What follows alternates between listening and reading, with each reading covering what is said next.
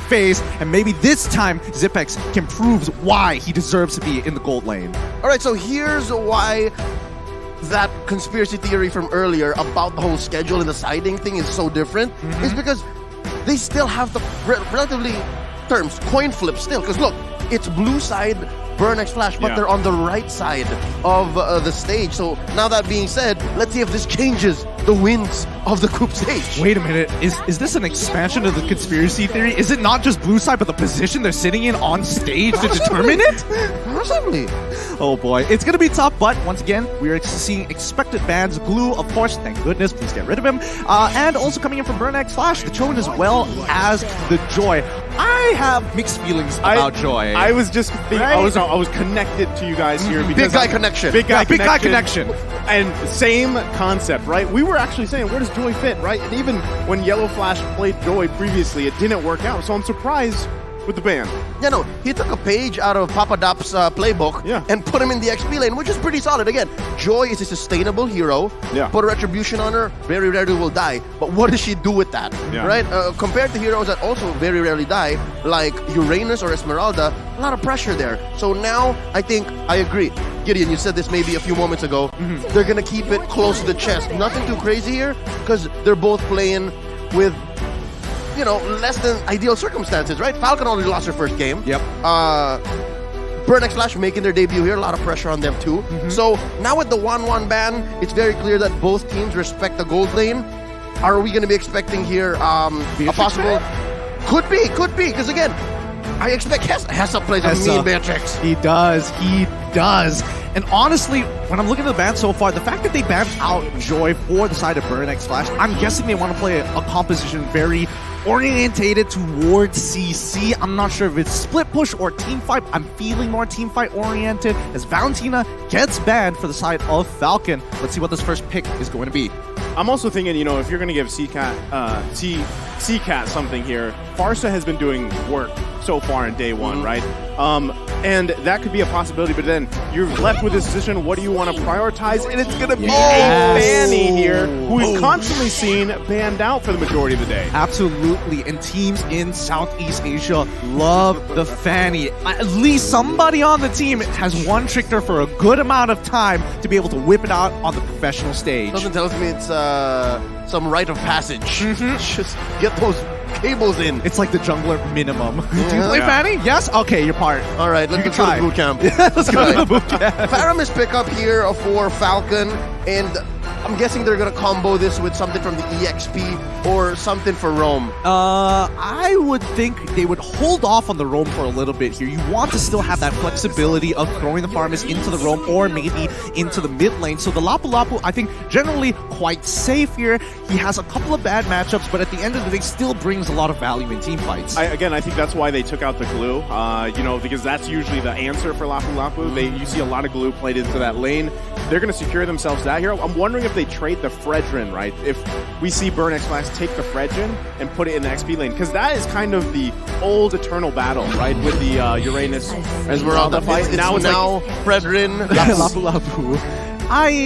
I don't know. I personally don't think that matchup is too favorable. Honestly, there's no leeway for either side. You want a very clear, distinct advantage here. And I think if they want to do that, I mean, Uranus is still a very good option considering that Burn X Flash has already locked in one of its natural counters in the carry, and not to mention, pairs very, very well with the Eve. I'm liking what Burn X Flash is doing. This is non-fundamental in the fact that they've picked all their damage in the first phase, but regardless, what this allows them to do is to just play around what's left. Regardless if Falcon bans out solid roamers or solid peel in the XP lane, they don't mind because this is their core already.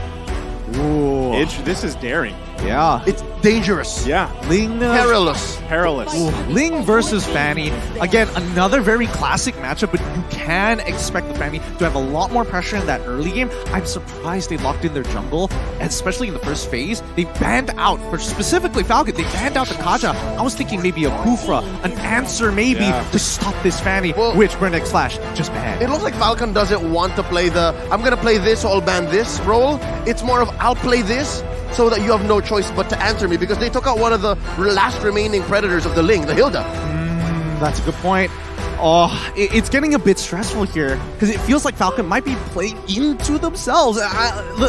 We don't have the Kufra. We don't have the Hilda. I'm very curious if Falcon... I'm going back to like prehistoric days here. Anybody play Saber? Like if they really want to shut him down, that's a possible answer. Mid and roam Saber was a thing for quite a bit. Yep. Legacy stuff, man. But it's too spicy. Right now it's too spicy for 2023. Too spicy? I feel like it's just right. Like just right. I mean the Diggy is already gone. Like I'm feeling it here. It feels like it's gonna come out. I think it could. I mean, with it being day one, I don't think you could count out spicy, right? like, especially we're here in beautiful Indonesia, right? So it's all about the sambal everywhere. Sambal everywhere. Oh boy! All right, here we go. The 10 seconds left on the clock. Let's see the final ban coming out from Burnex Flash. What else could they really be worried for? I feel like their first 3 picks are already so very good. The Ruby, another roamer. That is a really, really good ban. I love it. No, the Ruby just stops whatever the Ling wants to do, whatever the Lapu wants to do, positions him and then repositions him. Even the Faramis, the Ruby can give hell to the Faramis. I would actually love to see Ruby here on the side for Burnex Flash, especially with that Eve, but you know, they're the one that banned that out here. But Brock locked in for Falcon, and this could be a good tool for them to work around, right? I mean, you have that long stun with a wild charge. You have obviously those walls you can set up here to cause a little havoc. Try to cut some people off if you can too, and make it a little bit harder for that Fanny to move around. For sure, but at least it gives another threat to actually cancel out the Eve's real world manipulation. You can use the Guardian's Bulwark as a way to kind of knock her, or if you want full commitment with the Lapu as well, the wild charge really sets up great.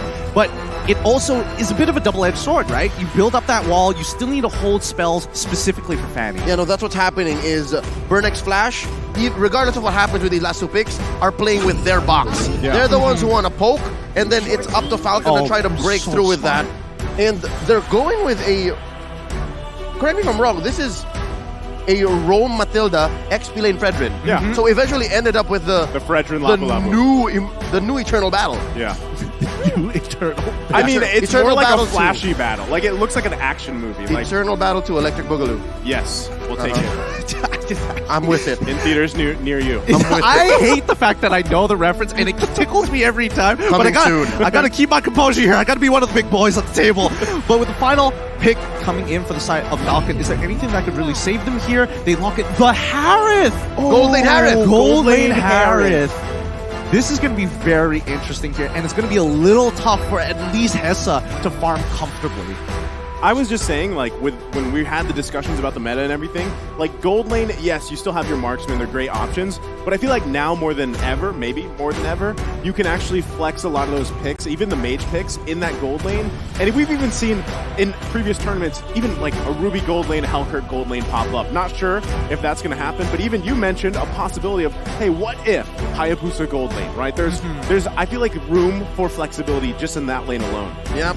So thinking about how Falcon might approach this matchup is the Harith is one of the heroes that aren't built to break through that zone, that box that Burnex Flash is putting up, because they need that. They need at least one failsafe, one emergency button for them to eventually rely on if the Ling plan to work out. Well, at the very least, they have ways to stop the box. But let's jump right into it. Welcome to the Land of Dawn once again for match number 5. It is going to be Burnex Flash on the blue side up against Falcon Esports on the red. Something to note. Falcon already applying here one of the few things that a Grok only can do, made popular by M2 World Champion Lusty with the minion block. Yep, right? Delaying that wave. Yeah, right there. See, and already Justin is getting a lot of waves. Yeah, no, it's great because now Justin can sit under his turret. Wait, this is about to escalate. Hold up. They're going to cut him off here. D7 has to flicker out. Going to be fine right now, but a lot of tension here between the two teams already early on. Yeah, thank goodness Chima was ready to go for it. I mean, if this was a pub game, Chima would have just left me to die. Yeah, it is what it is. It is what it is. Sorry, buddy. But yes, more importantly, the mid lane is going to be highly contested here, just so that the side lanes could have a good time. A lot of the pressure is going to be topsy-turvy here. We're on a seesaw. Let's see where the weight is going to be put on. Wait, did Ken not get the purple? Yeah, he did. Oh, he didn't go for the purple yet. You're right.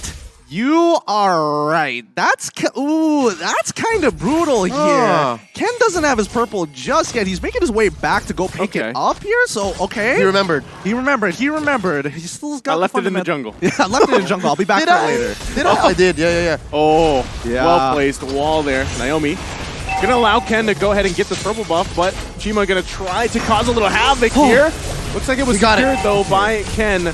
So yeah, interesting, right? Interesting decision to just leave that towards the end. I think it's smart because Falcon was expecting potential invades, especially when you have D7. He took the Avarice, and that's when you know, oh, hey, Matilda wants to harass me, wants to get some early gold. Yeah, no, and the way that Matilda was adjusted in the last patch, she's more of a killer now. Like, if you hit somebody with the Circling Eagle, they are more likely to prioritize the hit with the Wisps. Wait, I see. He waited for that purple buff so he could time it with this first turtle. Correct. Right? The whole rotation there. So this should just be, turtle go in the hands of Ken. So that was a good call in the long term of things with that first turtle. Yep, this is a variety of the rotation that was made popular by MSC 2022 champions RSGPH. Yep, really smart plays coming out from Falcon, really understanding and taking it a step further here, because you can see that even with Chima down by his purple buff, he knows he can't really contest it, not expecting this timing to go through.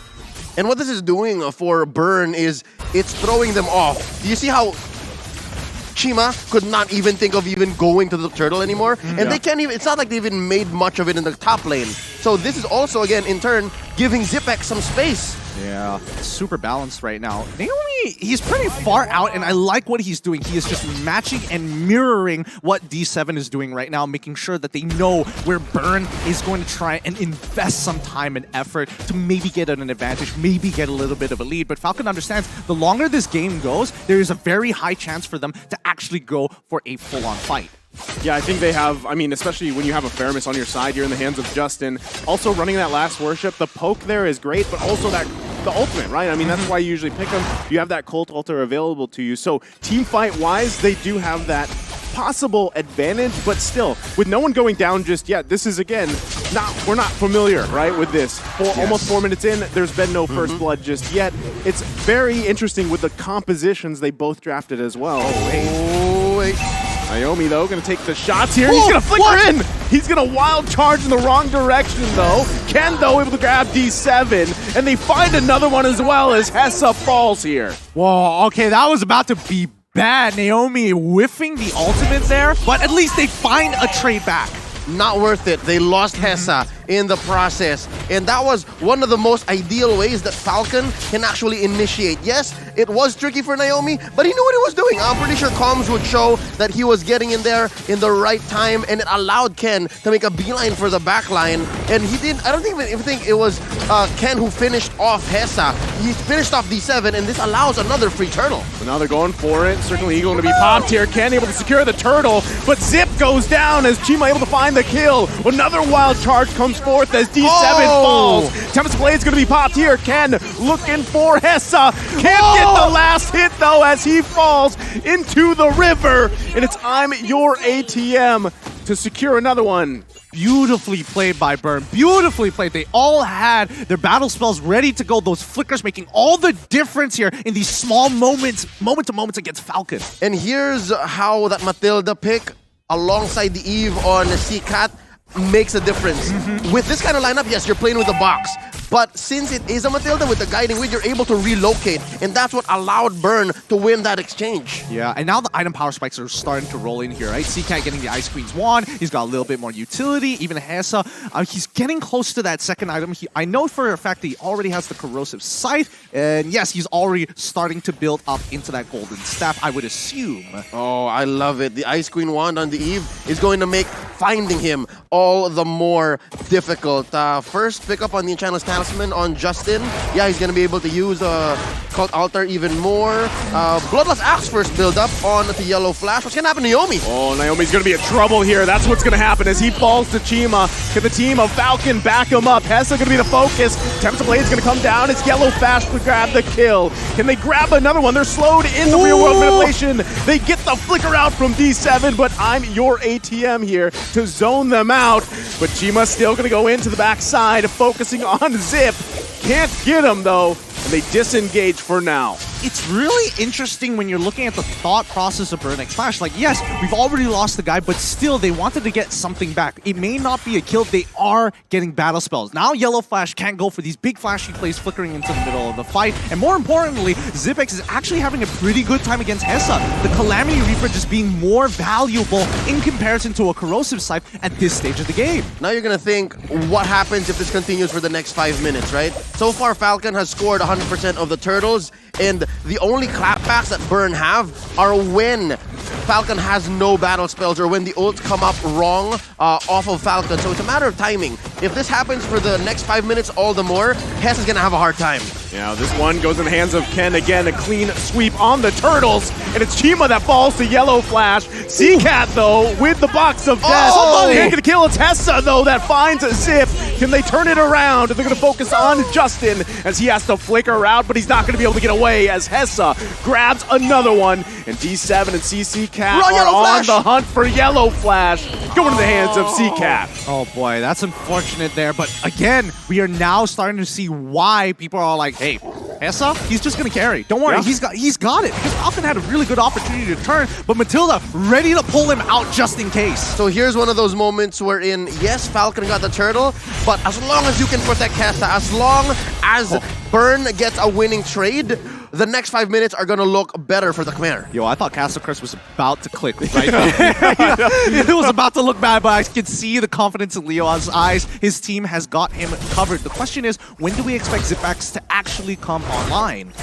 Well, looking at Zipex, 1, 2, and 4, Mystery Shop obviously is going to help him, but oh! Chima forcing out the Cult Altar. Oh, wow. Well, Zipex, again, back to the story, he hasn't really left the gold lane.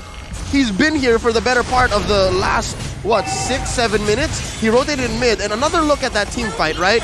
C-Cat just swiping away, clicking away. You can adjust real-world manipulation as much as possible, but that's not really it. It's all about Hessa, all about D7, allowing, again, to relocate and reposition to give Falcon hell. And yes, Falcon is ahead, maybe a small amount, 200, but look, down bottom, Ken's gonna go in with the Tempest Ablaze. Naomi able to find the connection on D7, but look at the backside. Justin falls to Chima. They didn't have their eyes on the back, and they get unleashed on, and now Zip there to try to help him out.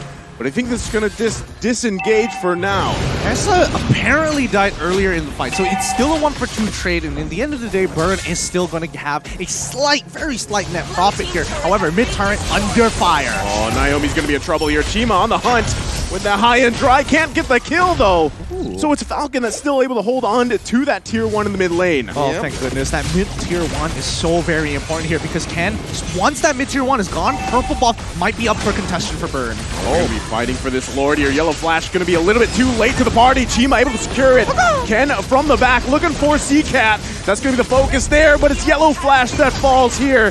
Ken able to grab a kill. Zipex with the flicker out. Hessa guiding wins out. I'm your ATM falls though, and Ken with the double kill. Tempest Blade's going to be popped here. D7 though.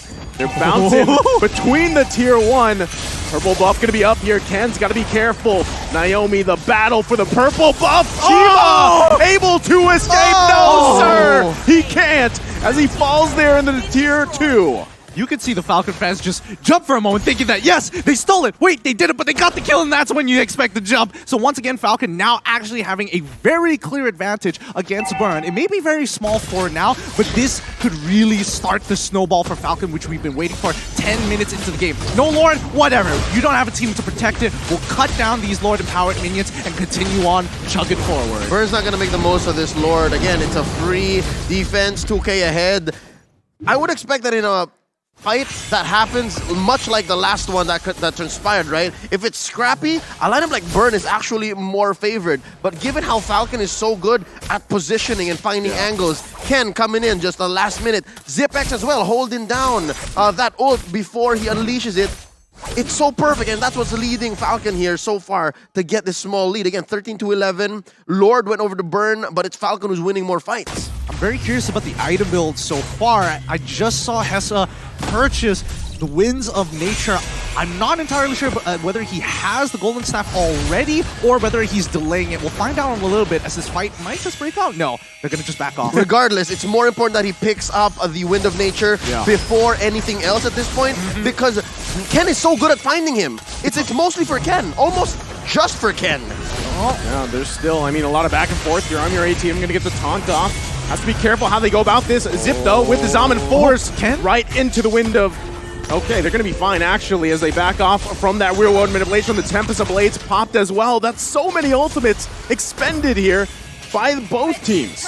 Ooh, that can't be right. Yeah. That cannot be right. I think Falcon had a really big miscommunication there. There is a moment of hesitation. Yeah. You can see that Ken is in really good position to actually use the Tempest of Blades early enough to actually cancel out CCat's ultimate, but then at the expense of Falcon's team getting cut down, and even with the Cult Altar being expanded early, just cut through. Tells me it's analysis paralysis. He had to make a decision. Do I find the CCat, try to cancel that ult and kill him, or give Hessa what he's looking for? And they repositioned Hessa. I think Burn knows that that's what Falcon wants. They can keep doing that. I love the term analysis paralysis. That is a good term. And on a Ling, you can't have that. You have to have fast fingers and fast decisions, and that's what happened.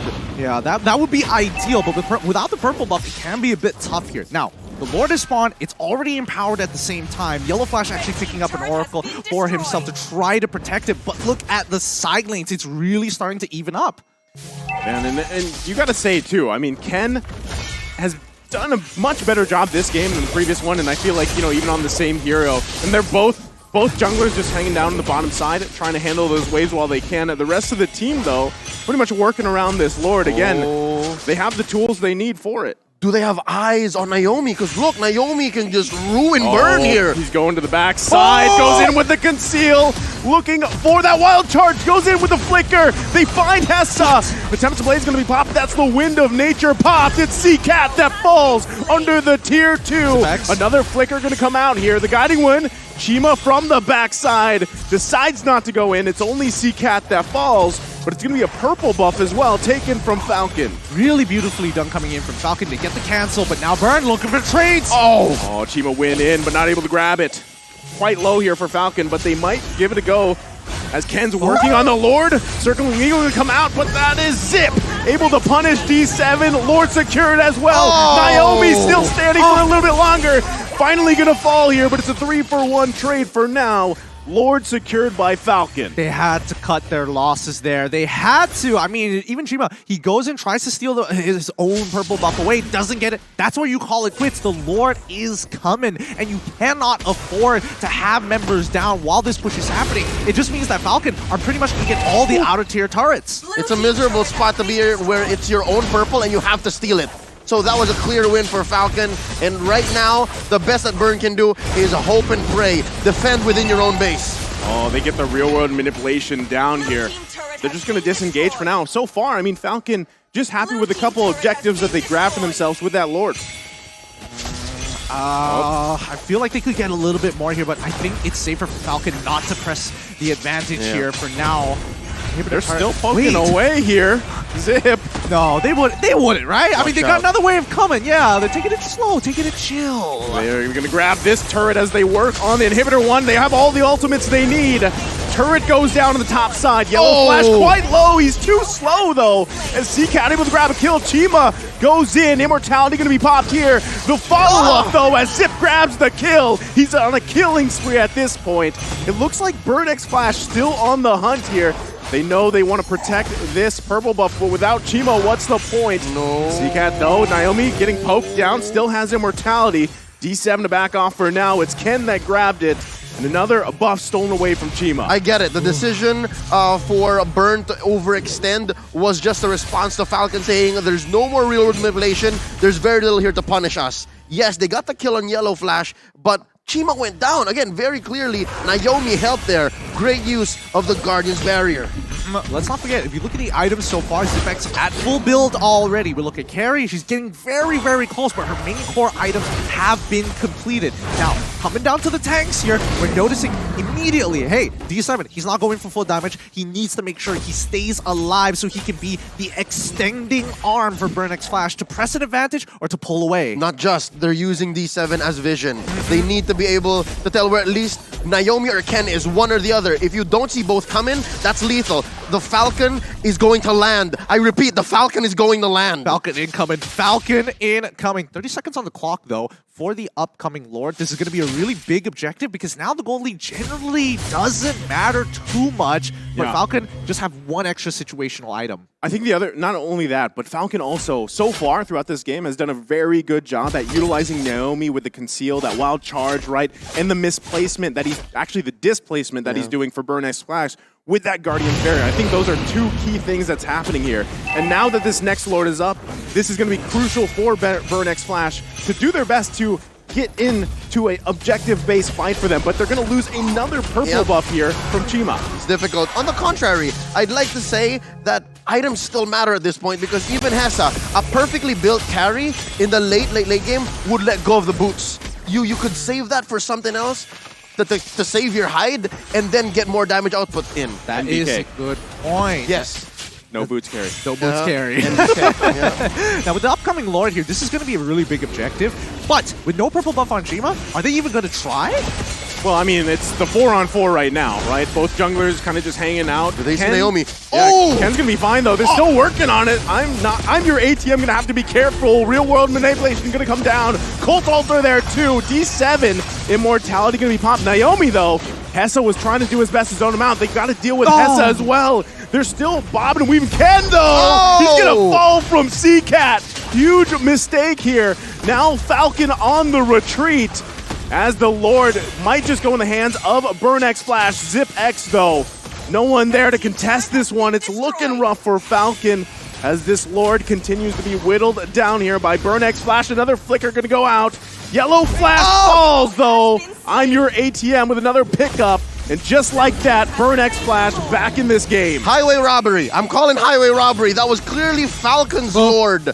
But the way that Burn responded, they're not done. They're still going back and forth here, but this looks like the disengage call from Burnix Flash. They're going to go ahead and reset and march down with the Lord. Man, both of these teams not really giving each other an inch, and Ken unfortunately making...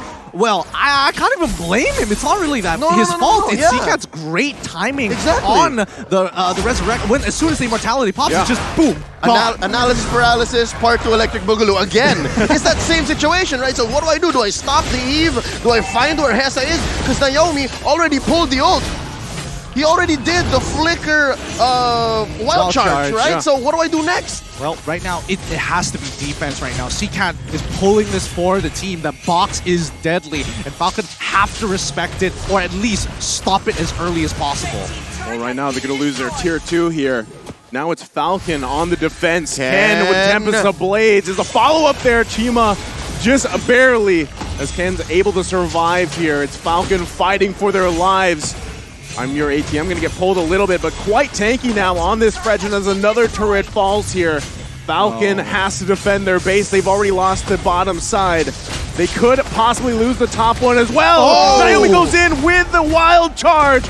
Real world manipulation, able to find all the targets they need, but it's Justin that grabs the kill. He's still going to be alive. 3 fall for Burnix Flash. Justin has to be careful here, but it's Chima and D7 on the run. Oh, that was such a fat ult coming in from Zipex. He got so much value out of it. Even actually seeing when you see Ken jumping into the backlines, less hesitation this time, forcing C-Cat to actually get out of there and using the Winter Truncheon super early on into the fight. It's come to the point where Falcon's box is so much bigger than Burn, and it's so much easier to activate. Chima goes down. Payback. That's about it. That's going to be it right here as they focus on this mid lane turret. Falcon looking to end the game. It's only D7 for now. Falcon Esports looking to take the first game for themselves in day 1 as they work on the base and take the game. Oh my goodness, and just like that, it's Falcon Esports putting themselves on the board. Congratulations. The Falcon has landed, folks. The Falcon has landed. This is what we were waiting to see. Yeah. I honestly, I feel like this is one of the, so far for day 1, one of the closest games we've had. I mean, in a way. One of the closest and scrappiest games, both in the same best of one. Yeah. We were talking about how the first 5 minutes were very mum. Yeah. And then as soon as the ults came up and both teams had an idea,